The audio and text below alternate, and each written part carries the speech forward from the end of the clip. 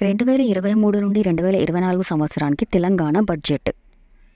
2023 నుండి 2024 సంవత్సరానికి తెలంగాణ బడ్జెట్ ప్రధానంగా వ్యవసాయం మరియు దాని అనుబంధ కార్యకలాపాలపై దృష్టి పెట్టింది. తెలంగాణ బడ్జెట్ ఈ ఏడాది ఫిబ్రవరి 5న విడుదలైంది. 2023 నుండి 2024 సంవత్సరానికి తెలంగాణ బడ్జెట్ 2,90,396 కోట్లు. సాగునీటికి బడ్జెట్లో 26,885 కోట్లు కేటాయించారు. వ్యవసాయానికి బడ్జెట్లో 26,831 కోట్లు కేటాయించారు. రైతు బంధు పథకానికి 15,075 కోట్లు కేటాయించారు.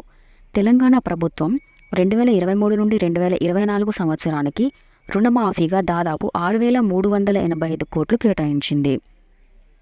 రైతు బంధు పథకం కింద 1,589 కోట్లు కేటాయించారు. అత్యధిక కేటాయింపులు పొందిన షెడ్యూల్డ్ కులాల ప్రత్యేక ప్రగతికి దాదాపు 36,750 కోట్లు కేటాయించారు.